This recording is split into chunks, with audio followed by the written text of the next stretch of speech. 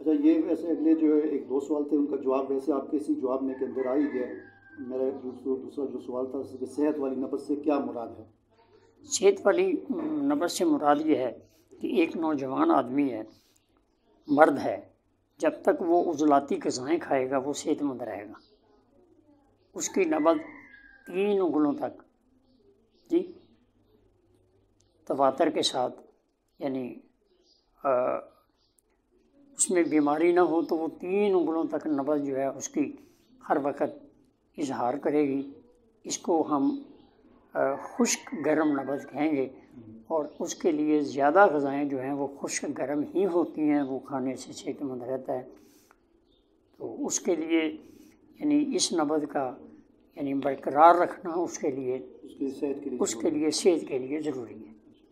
دوسرا، نبض دیکھتے ہوئے ایک بات یہ بھی آپ نے اس میں کی ہے کہ مرد کی نبض دائیں ہاتھ کی دیکھنی چاہیے اور عورت کی بائیں ہاتھ کی، تو کیا یہ ضروری ہے یا؟ اس میں میں نے جو بات غور کیا ہے یا مجھے سمجھ آئی ہے وہ یہ، کیونکہ مرد کا مزاج عضلاتی ہے، یعنی خشکی گرمی والا ہے، قلب و عضلات کی تحریک کے ساتھ اس کا تعلق ہے، تو کیونکہ ہماری دل جو ہے وہ بائیں طرف ہے لیکن اس کی مشینری جو ہے وہ دائیں طرف ہے، تو اس کو چیک کرنے میں یعنی یہ بہتری ہے، آسانی ہے۔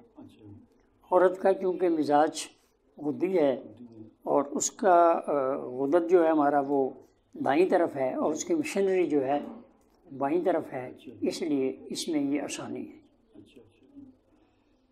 دوسرا، ایک اور جو اس کتاب میں آپ نے مدارج مرض اور مدارج ادویہ کا ذکر کیا ہے، تو یہ مدارج مرض جو ہے مثلا لذت، حبس، قبض، سوزش، ورم، ذوف، ہمیں یہ کیسے معلوم ہوگا کہ مرض کس درجے میں ہے؟ میں نے الحمدللہ میں نے تمام چیزوں کو یعنی جو میں نے نصاب تیار کیا ہے طب کا، الف سے لے کے یہ تک میں نے وہ مکمل کر دیا ہے، تو اس میں آپ پوچھیں گے وہ بھی میں عرض کر دوں گا، لیکن میں نے کتاب میں سب کچھ لکھا ہوا ہے، تو ہر بات آپ کی وہ کیونکہ طب سے منسلک ہے اس کو وضاحت سے سمجھ لینا، کوئی اس میں برائی والی بات نہیں ہے۔ میں نے کہا ہے کہ کسی کی بھی صحت والی نبض جب بگڑتی ہے تو اس کی صورت یہ ہوتی ہے کہ یا وہ نبض پیچھے کی طرف چلی جاتی ہے یا وہ آگے کی طرف چلی جاتی ہے۔ جب وہ نبض آگے کی طرف چلی گئی یا نبض وہ پیچھے کی طرف چلی گئی تو اس کو ہم بگڑی ہوئی نبض کہیں گے۔ اب بگڑی ہوئی نبض کے ہم نے 6 درجے مقرر کیے ہیں، بگڑی ہوئی نبض کے 6 درجے ہم نے مقرر کیے ہیں: لذت، حبس، قبض، سوزش، ورم اور ذوف۔ اب ہم نے اس کو پہچان کیسے کرنی ہے؟ جو نبض بگڑ چکی ہے اگر وہ قوی ہے تو آپ اس کو دوائی لذت اور حبس کی سمجھ کر محرک شدید دے دیں گے۔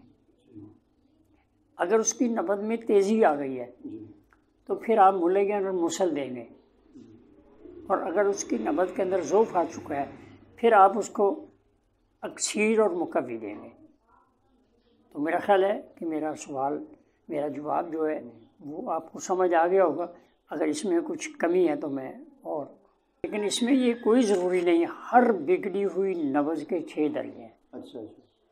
عورت کا مزاج غدی عضلاتی ہے، جب اس کا مزاج بدلے گا تو وہ مرض کی شکل ہوگی اور مرض کے پھر 6 درجے ہوں گے،